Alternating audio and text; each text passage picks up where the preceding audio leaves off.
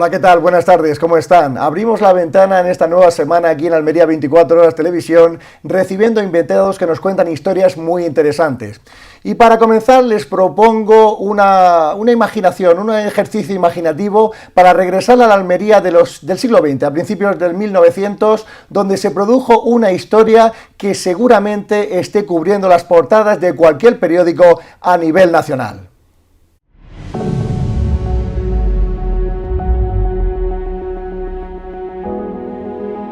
Concha Robles fue una gran actriz vocacional. En esa época era una mujer que escribía, cantaba, actuaba. Concha Robles tiene algo de genialidad. Se intentó cercenar su voz, que ella no cantara, que ella no actuara, que ella no fuera libre, que ella no tuviera su camino. Era tan conocida, era tan famosa, salió en toda la prensa nacional, incluso internacional. Es una mujer extraordinaria. Es una mujer que tiene que estudiarse en el colegio. Mírame cuando te hablo. Carlos no ha hecho nada malo. Y ella se rebeló y fue muy valiente. ¿Qué pasa? ¿Que no soy suficiente para ti? Y además su personalidad había trascendido más allá del escenario, con sus escritos, con su forma de relacionarse. Y el hecho cierto es que había nacido un artista.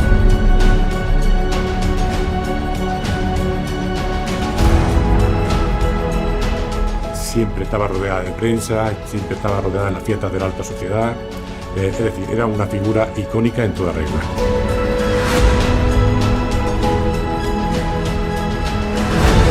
Esa noche en la que Concha Robles estrenaba aquí la obra Santiago Saber de Ceres, pues el lleno era absoluto. Carlos Verdugo se entera de que Concha está actuando en Almería y sin notificarlo siquiera a sus superiores se traslada.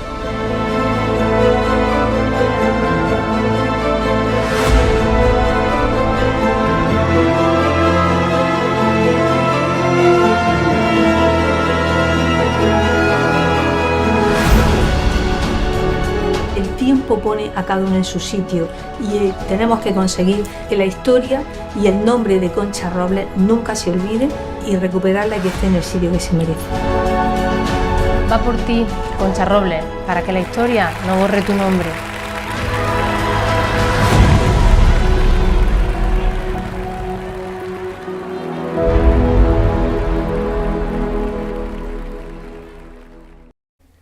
Es la historia de una mujer irrepetible que seguramente sea evocadora para la lucha actual de muchas mujeres que siguen viviendo la libertad como algo que sea anhelo, no, debe ser una realidad. De esta historia tan entrañable, tan potente, tan de actualidad, aunque se remonte 103 años atrás, vamos a charlar con dos protagonistas de excepción que tienen muchísimo que ver, los hacedores de este gran proyecto. Esos son David Miralles, director de la película. ¿Cómo estás, David? Bienvenido a La Ventana. Muchísimas gracias, encantado de estar aquí. E Ignacio Mañas, que es el productor ejecutivo. Bienvenido. Muchas gracias, bien hallado. Y Concha Robles, David, qué historia más apasionante, 103 años atrás, de una mujer que fue polifacética, como aquellos años 20, ¿no? Felices de transformación cultural, social y económica de un país que se asomaba a la prosperidad después de pasar muchas dificultades. Totalmente, sí, bueno, para nosotros es una historia muy especial.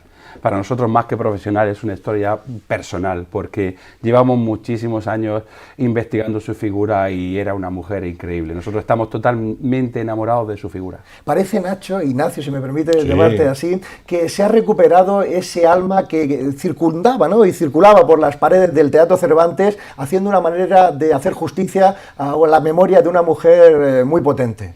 Totalmente, lleva 103 años silenciada por el machismo imperante de la época. De hecho, tenía una calle con su nombre en Almería que se le quitó cuando llegó la dictadura y se le cambió por el nombre de calle Clarín, la actual calle. Es decir, ha estado 103 años en la oscuridad y nuestra pretensión con este documental es enterrar ya de una vez al fantasma y revivir la gran persona y figura artística que era Concha Robles. David, porque cuando llega a tus manos este material, ¿no? Esta documentación ardua, potente, ¿no? Estudio de archivos, de registros, de sentencias, juzgados, tribunales de la época, prensa extranjera, tanto nacional como extranjera, ¿qué siente uno? Dice, esta es la historia que quiero contar. Pues imagínate, la verdad es que son muchos milagros uno después de otro. Nosotros empezamos a realizar un proyecto en donde queríamos hacer cortometraje, documental, película sobre Concha, es decir, tratarla de muchas maneras. Pero llevamos como 4 o 5 años con el proyecto, quizá un poco más.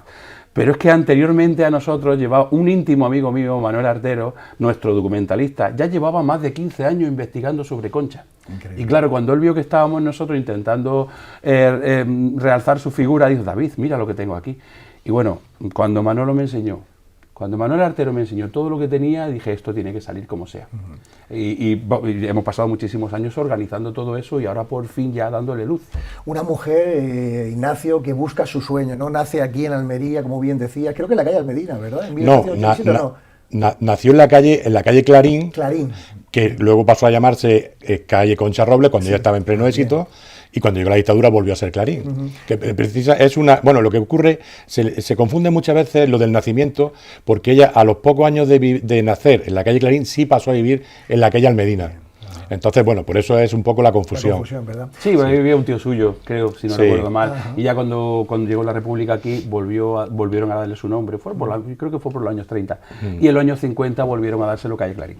Una mujer con unos padres, sobre todo el padre que era guitarrista, ¿verdad? Inquieto, la aficionó en el culto al teatro y a las artes. Lo bueno que tenía la familia de Concha Robles es que tenía dos partes. Tenía una parte artística, el padre también trabajaba en el teatro, también era actor, el abuelo era un gran guitarrista, que de hecho, bueno, trabajó con Julián de Arcas, era en una familia artística, la parte paterna, pero es que la parte materna era también de un gran grado cultural porque era una familia de abogados, es decir, que en su casa se respiraba tanto cultura como arte, ¿no? Entonces, claro, la niña eso lo tuvo que mamar desde pequeña y a diario, ¿no? Luego, a los 12 años se trasladó a Madrid y a los pocos años ya estaba trabajando en el María Guerrero. Casi nada, ¿no? La primera compañía artística de entonces de España. Creo que recitó magistralmente unos versos que tienen mucho que ver con Villaspesa, con el poeta por excelencia almeriense. Bueno, sí, el Alcázar de las Perlas estuvo interpretando su obra.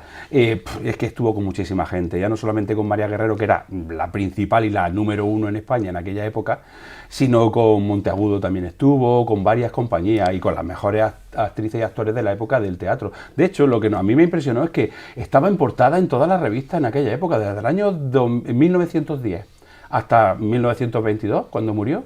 Es que prácticamente era una clásica en las portadas de teatro e incluso poetisa. Sus poesías habían ganado algún que otro premio en revistas importantes de España. Es decir, que era una mujer que estaba en el top, totalmente. Lo tenía todo para triunfar, ¿verdad? Sus facciones, su forma de pensar, de sentir, de vivir. Sobre todo su sensibilidad y empatía. O sea, ella tenía una facilidad para aprenderse los textos increíbles. Pero lo más importante no era cómo se lo aprendía, sino cómo lo recitaba, porque le ponía el alma. Y no solamente era poetisa y era actriz, sino que también era lo que hoy en día se llama un monologuista. Y se metía la gente en el público, la gente la adoraba, porque interactuaba con ellos. Su principal faceta era la empatía. Y por eso no había fiesta grande en España que no la llamaran a ella. Es decir, estaba en todas las fiestas de sociedad, por eso era portada en todas las revistas. Claro. Una proyección, ¿verdad?, personal, artística, que se vio truncada quizás porque la génesis estaba en el amor. Muchas veces hemos renunciado a nuestros sueños, a nuestros anhelos, por estar junto a alguien. Y eso fue lo que le pasó a Concha, ¿no? En un momento determinado dijo, bueno, voy a entregarme al amor por alguien que era muy relevante en la sociedad entonces. Sí, bueno, ella en realidad quería tener una vida en familia también, tener una familia. Ella tenía una edad cercana a los 30, pues que quería tener esa familia. E incluso ella estaba dispuesta a dejar el teatro por bueno, intentar tener esa familia, aunque después más tarde pensara volver, ¿no? Que yo creo que lo que ella pensaba, ¿no? Pero en cuanto se casó con él, enamorada, porque era un hombre héroe de guerra en ese momento, salvó la vida del rey en su atentado cuando se casó, era un hombre que era muy admirado en ese momento. Pero claro, ella no sabía pues que era un hombre violento, era un hombre agresivo, bebedor, ludópata, lo tenía todo, era el pack completo. Y duró poco. En cuanto se casó con él, vio lo que había, le dijo, no, mira, lo siento, pero esto no lo aguanto, y quiso separarse. Y ahí fue cuando surgieron los problemas, porque este hombre no era un hombre de los que se queda tan tranquilo. Y ese levantamiento del velo, por así llamarlo, Nacho, produjo en ella un resurgir, quiso regresar al teatro y volver a su vocación auténtica, aunque eso le costara posteriormente radicalmente la vida. Sí, lo que ocurrió para lograr separarse de él no le fue sencillo, porque entonces una mujer era propiedad del marido, totalmente, ¿no? Tuvo la gran suerte de conocernos, ya conocía a Carmen de Burgos, que era su íntima amiga, que coincidieron en Madrid, y Carmen de Burgos logró demostrar al juez que si no se separaba del marido la iba a matar.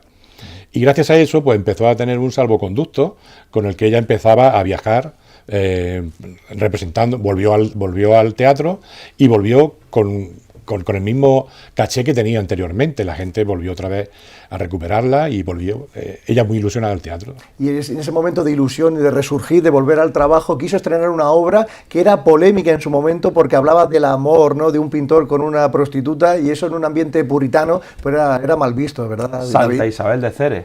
De hecho, tuvo bastantes problemas a la hora de representar aquí en Almería. Había una parte de Almería que no quería que la obra se representara, pero al mismo tiempo había una expectación impresionante. Y el Teatro Cervantes se llenó hasta arriba, todo el aforo completo, y bueno, en pocos días estaba todo vendido y esperando a que Concha pues actuara. E incluso había un chaval, Manuel Aguilar, que iba anunciando que iba a haber tiros, que era una obra muy polémica, violenta, porque tenía pues asesinatos, que no se asustaran, que tal. Fíjate la casualidad, ¿eh? Y durante esa representación surgió lo peor, ¿no? Parece que lo vieron por los alrededores, ¿no?, de Cafetería Colón, ya pululando, con el objetivo a punto de cumplir por parte de Carlos Verdugo. Sí, a él se le vio ya, de hecho ya tuvo algún altercado, también era muy violento.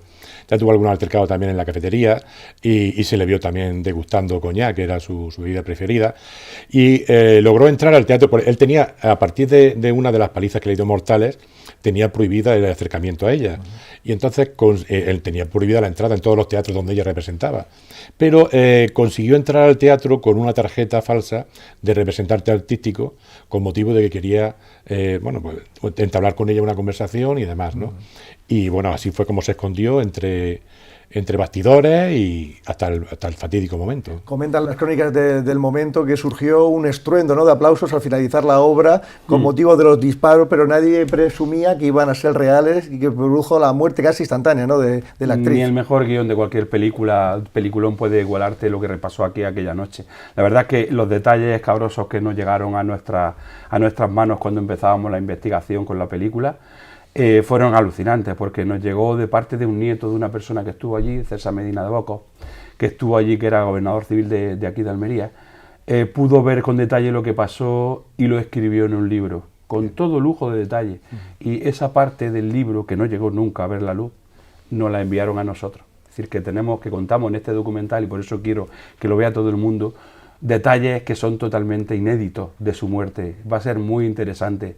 Sí, así que en ese sentido va a ser el conocer verdaderamente a Concha Robles a partir de este documental. Una historia artística, Nacho, y tú como productor ejecutivo también has contado con el apoyo, ¿no?, del Ayuntamiento de Almería en este caso, ¿no?, porque es la historia de la ciudad. Desde el primer momento, nosotros llevamos 5 años con el proyecto, como sabes. Desde el primer momento el Ayuntamiento siempre nos ha ayudado, ha apostado por nosotros y lo sigue haciendo, y de hecho pues seguimos teniendo reuniones con ellos, porque también queremos hacer una presentación en Almería a lo grande, para que todo el público de Almería lo pueda ver, y el Ayuntamiento está muy implicado está muy implicado en el proyecto y quiere que esto salga para adelante sí o sí. Y hay también un recuerdo especial para todo el equipazo, ¿no?, de producción, de vestuario, de sonido, un equipo potente también. Muchas veces me da muchísima pena, porque son tantos que por televisión no puedes nombrar a todos, pero tanto el equipo técnico como artístico, como de documentación, como Manuel Altero, es que todos se lo han currado con un corazón que, claro, yo no digo el nombre de nadie, pero ya saben todos los que son.